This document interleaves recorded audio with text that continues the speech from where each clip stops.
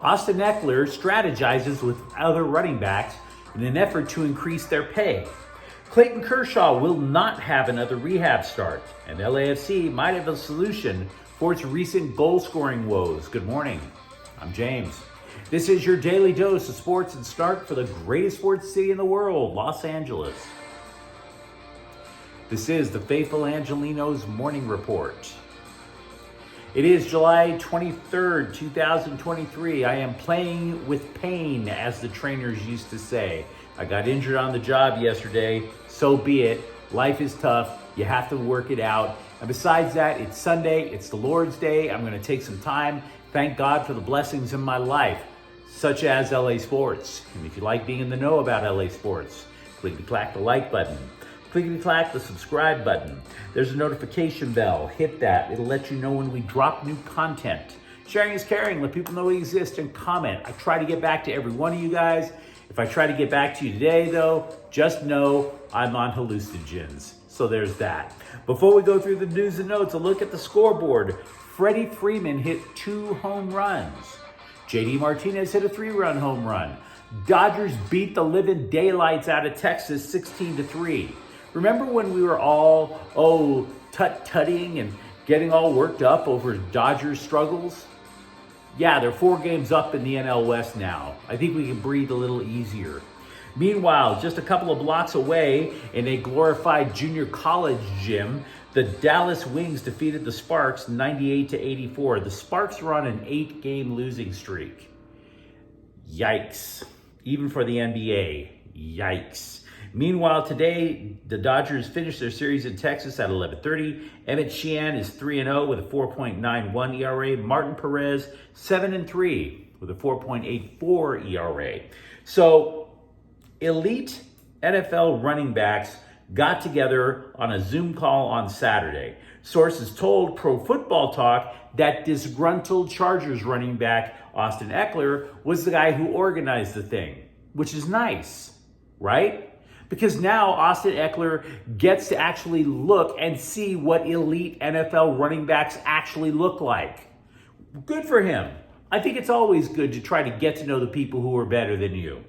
Because, Ekeler thinks he's part of that group, and he's not. The guy is sitting there acting like he's the second coming of Thurman Thomas or I don't know, Darren Sproles. But the guy's never had a 1,000-yard rushing year. He is not the dual threat. He just thinks he should be paid like one. And by the way, I must say, Austin, if you are watching, which I doubt, because you have more important things to do, like creating more Zoom calls. Zoom calls solve nothing, okay? They were all the rage in 2020 when Anthony Fauci was telling us to lock ourselves in the closet with a cell phone and a hope that that would still keep us social. You'd be staring there at like 30 little tiny stamp-sized blocks. Half the people on there would still be wearing masks.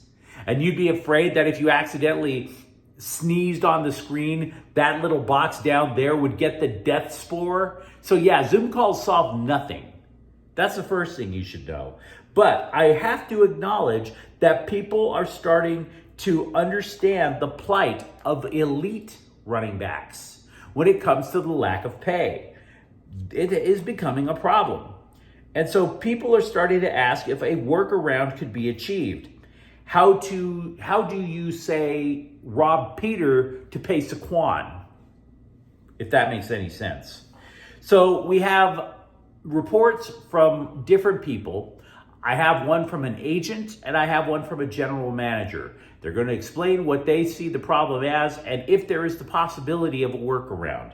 So Agent Joel Curry writes for CBS Sports, and he suggests that Jonathan Taylor of the Colts, who is a 4th-year player, could change the market for the better. Could. Here's the rationale for it. Taylor, by the way, led the NFL in yards from line of scrimmage in 2021. In other words, he is a better version, a much better version of Austin Ekeler. He rushed, however, for a career low last year, even lower than Ekeler. But what Indianapolis has going into this year is a rookie quarterback, Anthony Richardson. his rookie contract should open up cap space. And that cap space theoretically could be used to pay Taylor, and theoretically, to quote the former President Kennedy, the rising tide lifting all boats. Now, Saquon Barkley and Josh Jacobs are expected to be absent at the start of both Giants and Raiders camp. They are likely to get still $10 million from a franchise tag this year, and it's also possible that it could be bumped up as high as $12 million if certain bonuses can be made, which is fine. It's fine. But I'm here to tell you, Austin Ekeler is not in the class of those three backs. He's not even in the class of Tony Pollard over in Dallas. The agent thinks that the future for NFL free agent running backs will be for the agents to be smart. Don't sign any backloaded contracts. What a backloaded contract is you get, say, paid this much, and it increases over time. The reason that the clubs like to do it is because that gives them the option of cutting their losses if the back gets injured. In addition to that, he also believes that the solution is not a front-loaded contract that peters out, because the player is not going to want that. Instead, what the players are going to have to settle for until something else gets worked out is something that's steady across the board. Every year, basically the same pay.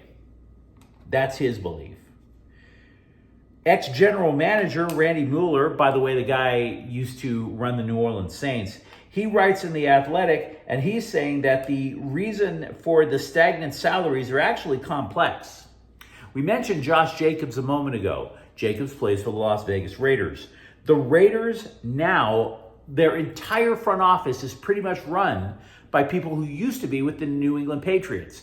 The Patriots never, ever pay running backs, i.e., Josh Jacobs might be screwed. So there's that.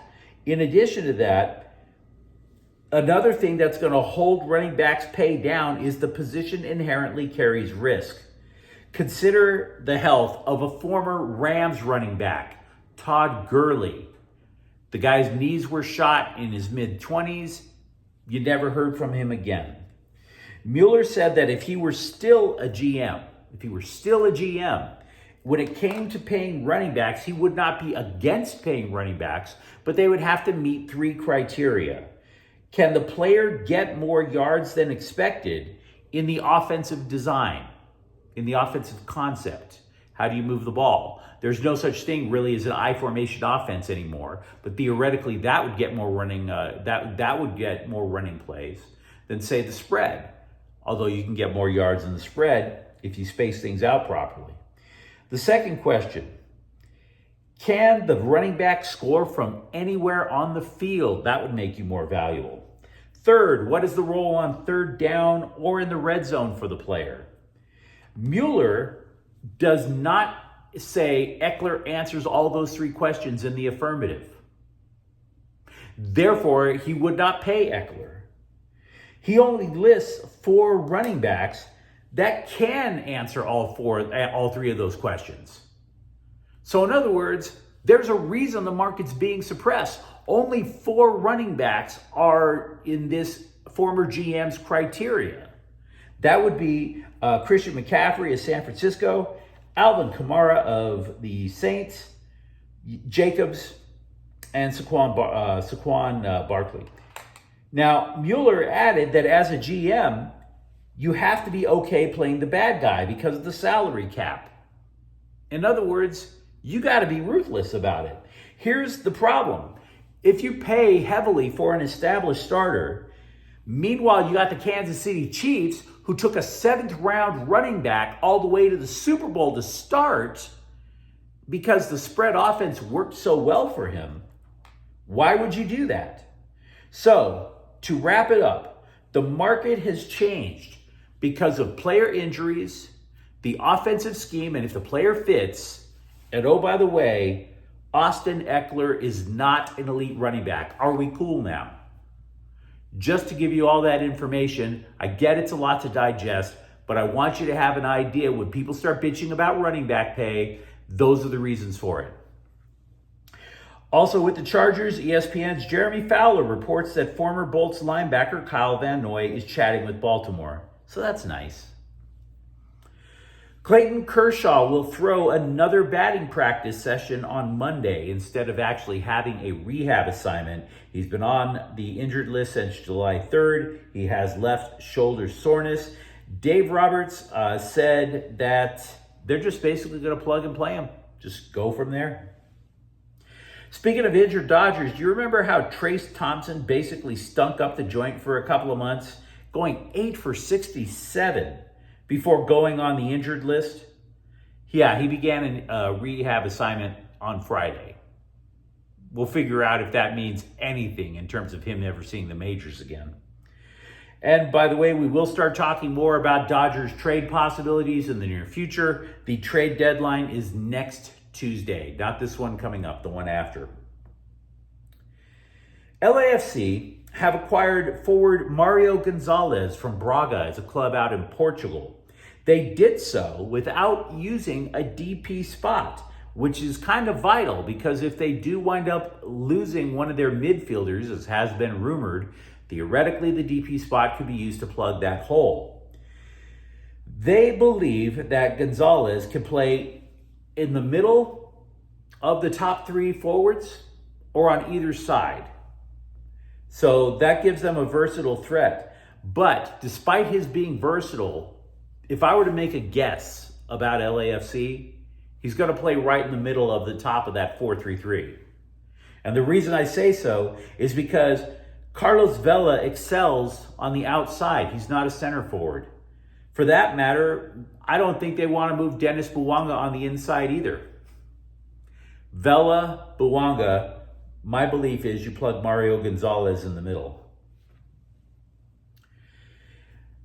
The scribes have been heightening drama about free agent center Christian Wood and the Chicago Bulls, as if to say, oh my God, the Lakers might not get what they want this offseason. They might not get a backup for Anthony Davis. But two scribes for The Athletic believe that Colin Castleton is a hidden gem for the Lakers this year. The undrafted free agent could become part of the rotation, according to one scribe. Another wrote that Castleton was, quote, the most impressive undrafted player at Summer League this year, unquote. And, quote, it wouldn't stun me if we look up in January and he's earned backup minutes behind Anthony Davis. So, maybe Christian Wood really isn't that important to the Lakers. Just saying. I don't know for sure. Jeremy Roenick, who had a cup of coffee with the LA Kings during a lengthy NHL career, said that new King center Pierre-Luc Dubois behaves like a, quote, big baby, unquote, ever since turning pro. Quote, he's done nothing but whine and complain, unquote. Now, Roenick agreed that Dubois could be a game changer, but he has to justify his contract by basically manning up. Hockey players, even in retirement, they police their own. I'm not sure that Rams' second-year offensive lineman Logan Bruss will start this year. You might recall his rookie year was a wash. He blasted out 2 tendons in his knee, had to have surgery for it. But he's coming back. He is healthy, but he talked to one of his own hometown's TV stations. Quote, this is the longest I've gone without playing football. It'll definitely take some time to get back to speed, unquote. Now, he is going to report to training camp on Tuesday. I'm not suggesting there's any sort of ill will or holdout. Of course not. That's not happening. He's just basically saying, look, guys, you can only learn so much about the pro game by sitting on the sidelines and watching. He's not been hit in over a year. So if you're looking for clarity on the Rams' offensive line, you might want to consider crossing off Bruss's name for a spell. But you let me know what you think in the comments thread. Talk to me about running back pay and if Austin Ekeler is basically ever going to get a sniff of the elite contract that he believes he deserves. Talk to me about Clayton Kershaw or LAFC. And if you enjoyed the content, don't forget to subscribe to Faithful Angelenos. We talk LA sports every single day here. Thanks for watching. I'm James. I'm going to go on some meds and be back tomorrow. Faithful Angelenos is a Kian Corte El Queso production. Take care.